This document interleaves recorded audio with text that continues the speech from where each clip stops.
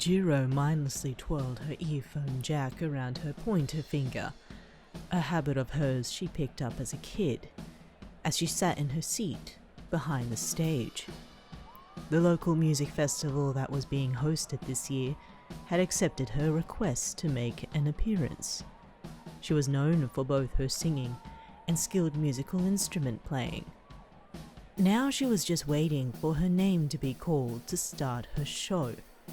She'd be lying if it didn't stress her out just the tiniest of bits. Performing in front of hundreds of people was definitely nerve-wracking. But as long as you were there to support her through every moment and second of it, she would definitely have the time of her life. Her show could go two ways. Either people would love it, or it wouldn't float their boat all too well. Jirou knew there was a 50-50 chance on both outcomes, meaning she would have to try her best to attain her prize. Jirou-chan, are you sure you're ready? Your voice brought her out of the small daze she found herself in, causing her to flinch and look in your direction. Your bright eyes and constant support always calmed her down. Yeah, I got this. She reassured you, nodding her head. She unwrapped her elongated earlobe from her finger and instead placed both hands in her lap.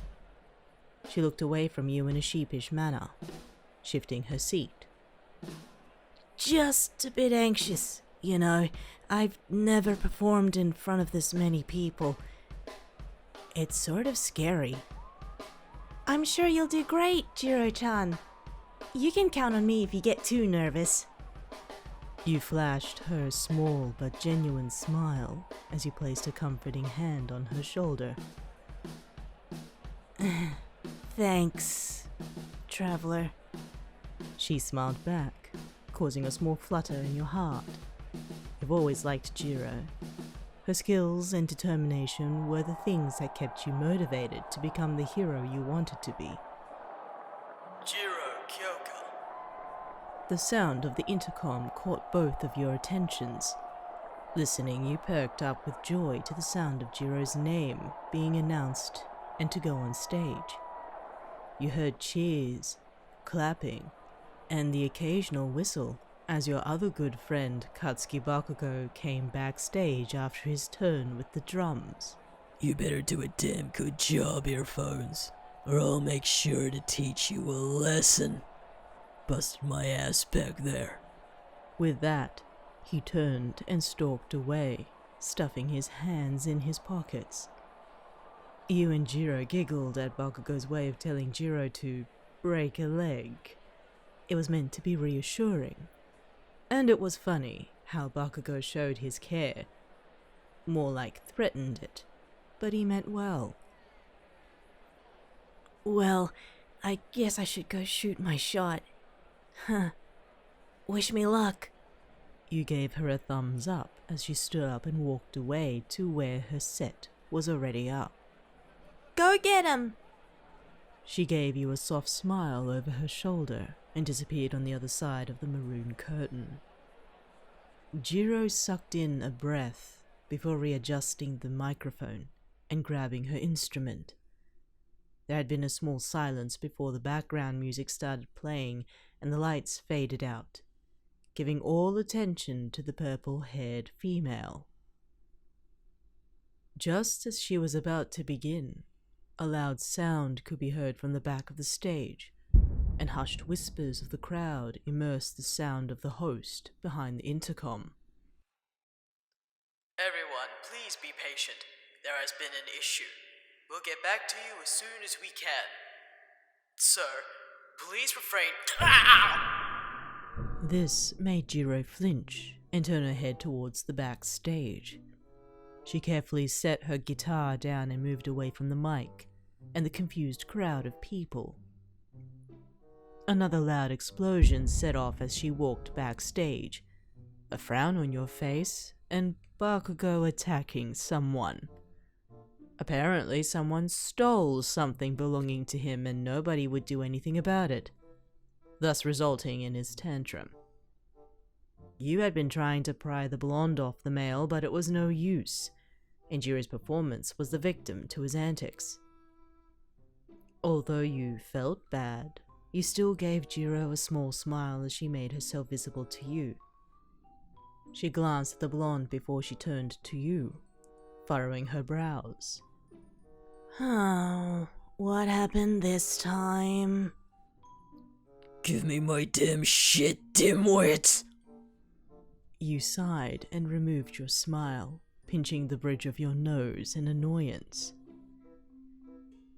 Oh, he's harassing the poor dude because he claims that someone stole his stuff and they didn't do anything about it. I'm sorry, sir. We cannot do anything. Yeah! Jirou flinched, turning her attention towards the yelling male. He can never can it, can he? You nodded as another staff member meekly made their way to the intercom, trying to avoid Bakugo and his victim. We're terribly sorry to announce that the festival will be cancelled for tonight and be held for a later date. Thank you. After the whole ordeal, you and Jirou had decided to just go back to your place and maybe stop by the park to relax. Walking down the sidewalk, items in hand, you both laughed and made conversation.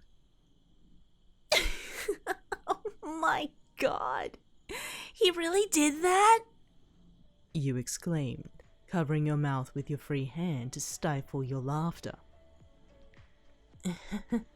Yeah, Denki isn't that smart. It's not surprising that he accidentally electrocuted himself whilst plugging his phone up. She giggled, shifting her bag over her shoulder. Both of you sat down on one of the park benches. I'm sorry about the festival. You let your bag fall onto the grass as the moon lit up your features. I know you were looking forward to performing. Jirou looked at you, taking in the sight of your glowing eyes, her face almost burning from the heat that rose into it.